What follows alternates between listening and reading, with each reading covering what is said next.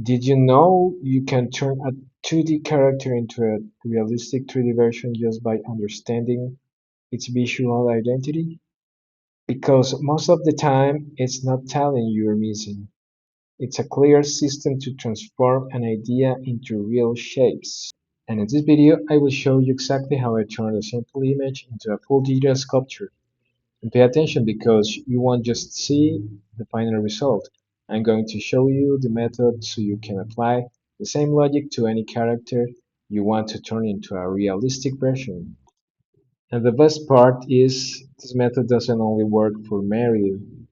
You can use it to turn enemy characters, cartoon figures, heroes, and any creature you imagine from 2D into realistic 3D. And all I ask is that you subscribe now, because this video could save you countless hours of trial and error. Stay until the end, because I'll summarize the entire system so you can clearly take it with you and repeat it later. First, I ask myself, what makes Mario Mario? At this stage, I don't think about small details.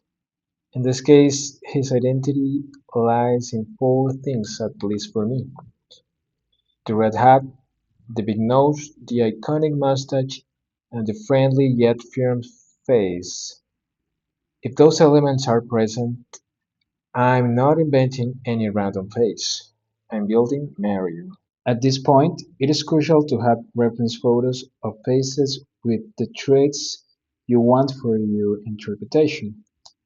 Now I translate those ideas into real shapes in Blender. I start with a simple base, a sphere of a basic mesh, and slowly transform it into a human head. I make the nose wider and rounded, and the jaw more robust and strong. Once the face shape feels right, I add more detail.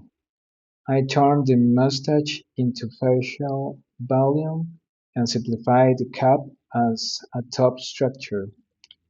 That's the trick. Don't copy the drawing. Translate its essence into a realistic head using your references. In 3D, silhouette is almost everything.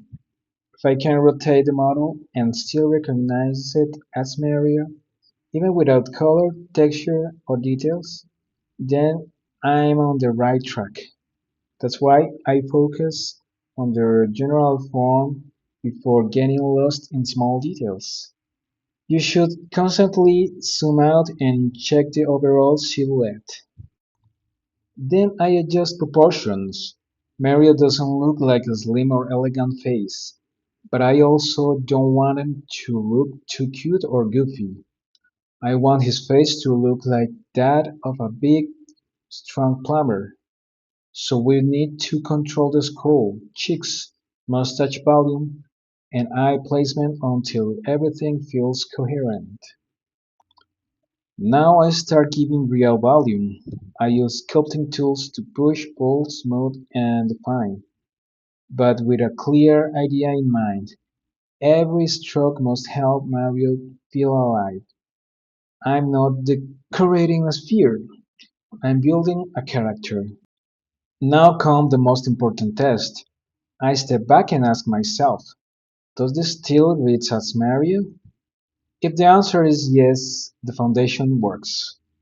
If not, I go back to the general shape before adding more details. Finally, once the shape feels right and balanced, I can move to small details. Fine folds, pores, freckles, and subtle imperfections. Before finishing, remember, don't forget your realistic references. Identify what makes the character recognizable. Solve the overall form first. If the character works in simple form, then it's worth taking it to fine detail. That's the system I use whenever I want to translate a character from 2D to 3D. It's not about guessing, it's about understanding, translating, and building. If you like this approach, subscribe, because in the next video I can make part 2. body, clothing, and final details. And if you want, leave me a comment telling me which character you'd like to see made in 3D. See you in the next tutorial.